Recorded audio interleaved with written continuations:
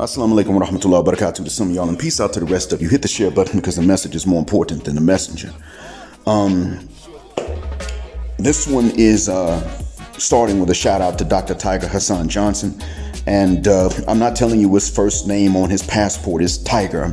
That's just a compliment that I gave to him. I hope he doesn't mind. No harm meant at all. But this is an answer, or rather a furtherance of the discussion in his video, The Cost of Ignoring Bronnies. And I will state this about ignoring Bronnies.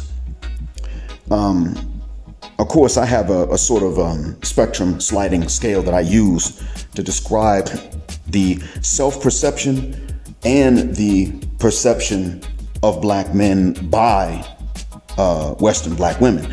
And that scale, that spectrum is the IDNIS in S spectrum. IDNIS is the acronym IDNS, standing for Intentionally Dysfunctional Negative Stereotypes. Pronunciations and spellings are not a mistake in this case. And then the other one, NS, the other end of the spectrum, is non-stereotypical. And like I said, it's a spectrum. Bronny would be on the NS side. He's not IDNIS.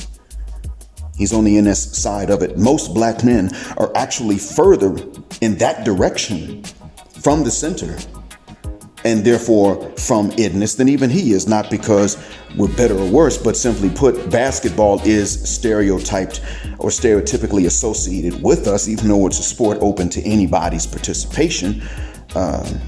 It's just associated with us, and so consequently, those of us who do not play basketball or football are actually further along the NS side, non-stereotypical side of that spectrum, that scale. And that's no slight to him.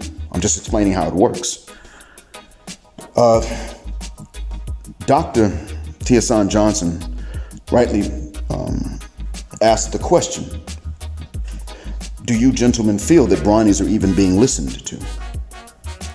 And I would state that those like Bronny have a bit of an ear, just a bit of an ear. Most of us, real life NS men, have even less of an ear. But to answer his question, are you being listened to or not? When I say yes and no, I don't mean this as an answer that straddles the fence. I mean this to properly prepare you for what you need to understand as to when you are listened to, when you are not, and why for each particular case.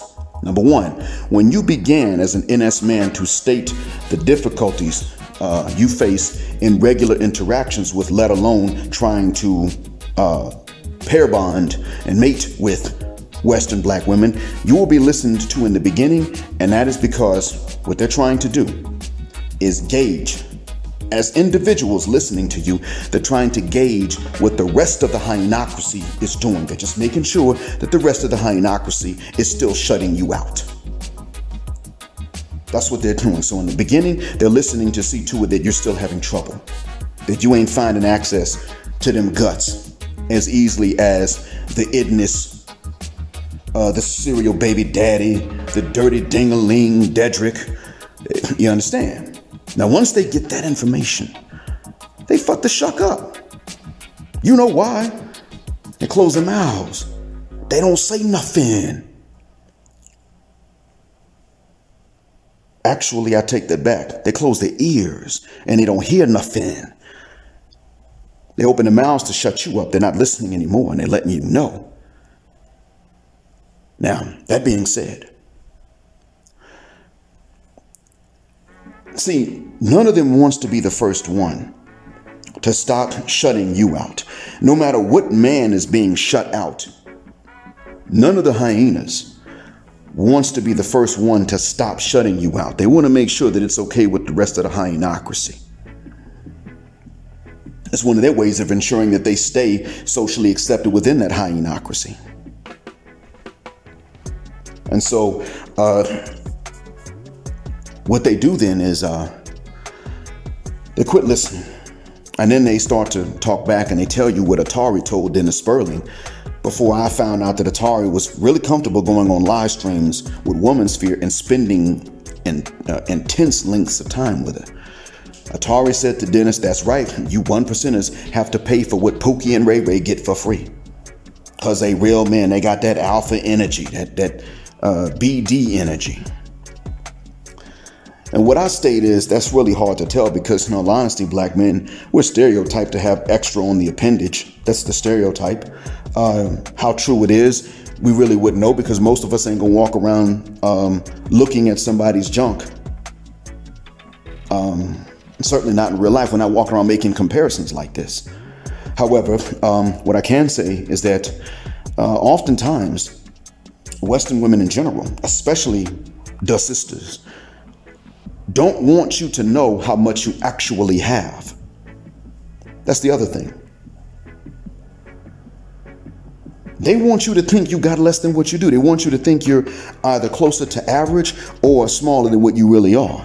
I mean, that's just one example. So moving on, that shows you the mindset. They want you to think that you are just less of a man in general because you're not Ignis. Now, they're listening in the beginning only to make sure that they have something to hold against you, which is you just mad because don't nobody want you because you got that small ding-a-ling energy. Once they verify that they can say this, they stop listening. Now, I have told you, gentlemen, before that what you must do, what we must do is reach out to these young brothers who are not related to us and whom we are not raising and on whom we are not spending any money to raise because they're not our responsibilities. We must still go to these young brothers and tell them exactly what the cuss word their mothers, aunts, grandmoms, sisters, older and younger, don't want them to know about women, especially the Western sisters. We need to make sure that they know these things. I've stated this before. That's not all. There's one thing that we can learn from these young brothers, Bronny's age and younger. Here it is. We know that they really don't listen beyond the very beginning, as I stated. What we need to do is what these young brothers are doing in response. Don't engage in a discussion. Vote with your feet first in order to stack your wallet and to get your passport. Then you vote with your wallet and your passport. That's how you converse. That's something we can learn from them in exchange. They're already showing us they ain't gonna get into these debates with these sisters. They're just not willing to be anybody's Ignis anymore. None of that stuff. No more penitentiary and graveyard chances to get her wet. Shuck that fit. They're out. Learn this from them in exchange for what we need to teach to them. Thanks for listening. Black heart, black mind, black out. Assalamu alaikum, black heterosexual, non-select male power just because they don't like it in black patriarchy till extinction of judgment day.